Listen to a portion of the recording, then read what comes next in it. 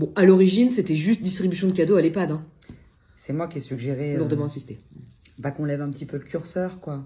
Et j'ai limité, monsieur le directeur, hein, parce que Nono, elle était prête à louer le traîneau, les rênes... Bon, ça aussi, ça te faisait marrer, hein. Ouais, j'étais prête à ce qu'on se challenge, ouais. Et c'est pour ça qu'au lieu de passer par l'entrée principale de l'EHPAD, très classique, très attendue... Là où on se fait chier, quoi. On a décidé de faire comme le Père Noël, en passant par la cheminée. Et ce, même s'ils ont 80 berges. Et ça, c'est magique. À quel âge on arrête d'aimer la magie de Noël, je vous le demande. Oui, ils perdent la boule. Eh ben nous, on la rajoute sur le sapin, Victor. Monsieur le directeur.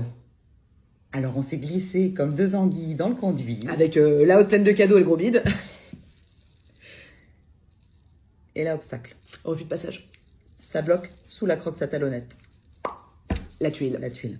Comment on aurait pu se douter, monsieur le directeur, qu'il y avait 3 familles de Piaf en coloc dans cette cheminée? Alors les nids ont fini par céder. Et puis je vous laisse deviner qui a amorti la chute. Hein. Il y a des piou-piou qui n'auront pas la fève cette année. Pas de galette des rois pour les petits moineaux. Cui-cui, les petits oiseaux. Et en même temps, le ramonage qui n'avait pas été fait depuis 95, il a été actualisé. Hein. C'est nickel. Tout glisse. Mais il en fallait plus pour nous abattre, mon beau barbu et moi. C'est moi, ton beau barbu. Alors bon, on a déposé les cadeaux sous le ficus. D'ailleurs, parenthèse, monsieur le directeur, ça casse pas 3 pattes à un canard d'acheter un putain de sapin. 29,95 € chez Jiffy. 2 boules et une guirlande de PQ sur une plante verte, c'est de la merde, hein. C'est ça. C'est la bulle. C'est Walou, c'est 0. En arrivant dans le réfectoire, on s'est fait gauler par les résidents. Thérèse a voulu en découdre avec Stéphanie parce qu'elle a cru que c'était un voleur qui venait lui voler sa dent en or. Ah ça, elle a un beau crochet du droit, la Thérèse, c'est clair. Hein. Après, il y en a qui ont cru au Père Noël, hein. Enfin, Yvette surtout. Ouais, mais Yvette, c'est facile aussi, parce que bon, le lundi, elle nous prend pour Giscard, monsieur le directeur, et le mardi, elle se croit astronaute, donc bon, elle a foncé à 15 000, la vévette, hein. Tout chose. On a fait la distribution de cadeaux. Nono avait tricoté un magnifique cache-verge pour Jacques, il en a chialé le bougre. Un petit pipeau bien au chaud.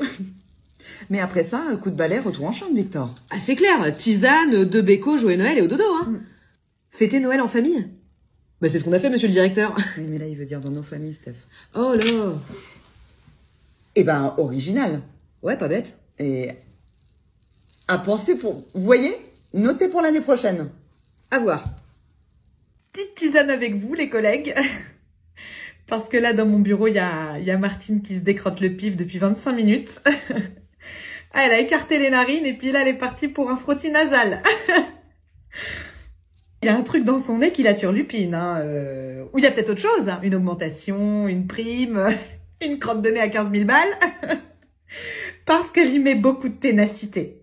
Elle est à plus de 3 doigts dans une narine, donc tu la sens, là, la bélier ascendant taureau qui défonce tout, hein, qui a pas peur, finalement, qui lâche rien. Elle met moins de hargne à faire ses PowerPoint et ses bilans trimestriels, hein, ça c'est sûr. Tous dilatent, Corinne, mollo, hein.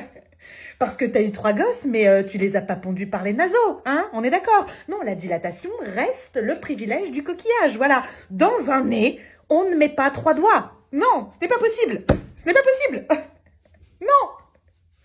On ne veut pas. Après, au bout de 30 minutes, il faut peut-être se rendre à l'évidence. Hein. Soit le truc qui est logé dans sa narine ne veut pas sortir. Voilà, le locataire ne veut pas céder le bail.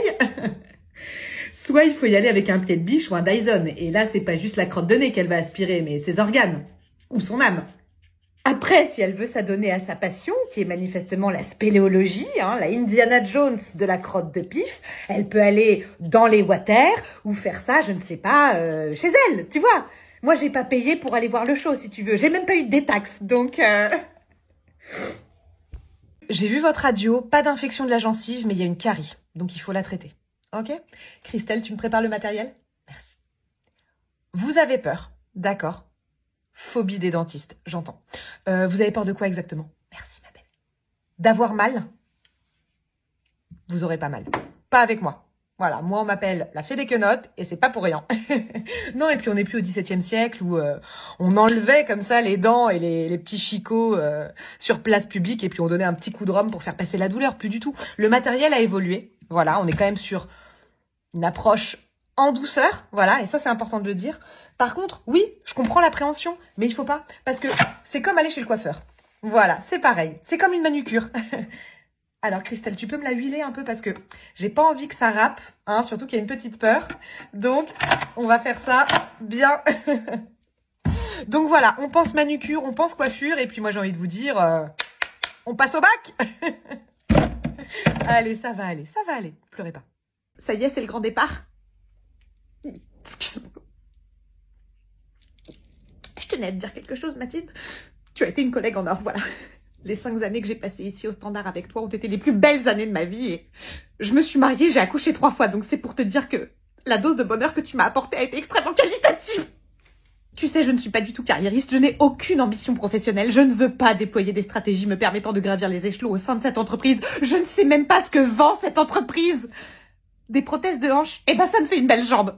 Ma seule motivation tous les matins pour me lever, c'était de me dire que j'allais te retrouver ici, au Standard. Et là, tu pars. Et du coup, il y a des gens qui vont me demander de faire des choses que je ne sais pas faire parce que pendant 5 ans, on a essayé de trouver des parades pour rien foutre. Tu te souviens de nos vendredis tunnels? Allô? Oui, vous voulez parler au directeur? Tunnel. Et quand on appelait Jean-Claude au service compta en lui faisant croire qu'on était des animatrices radio et que s'il criait très fort dans l'open space, c'est moi qui ai pété, et ben il gagnait une Ford Fiesta. Sans toi ici, bah je vais être un poilon sans queue, des tagliatelles sans sauce, la Starac sans Nico Saliagas. Ton petit cadeau de départ, c'est la colle forte qu'on utilisait pour boucher le trou des serrures des toilettes du service RH. On peut dire qu'ils en ont chié avec nous.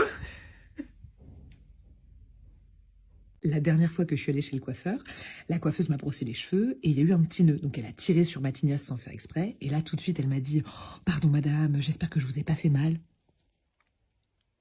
J'ai failli avoir un fou rire. Je lui ai dit « Ma belle, j'ai accouché 3 fois, sans péridurale, j'ai eu 3 épisiotomies et 2 déchirures périnéales. Tu viens de me faire une caresse. Un guili, un bisou. Limite, j'y ai pris du plaisir, donc vas-y, recommence quoi. » Ah, le rapport à la douleur quand t'as eu 3 gamins, même un, c'est plus le même. Ah, clairement, on a fait le Vietnam, quoi.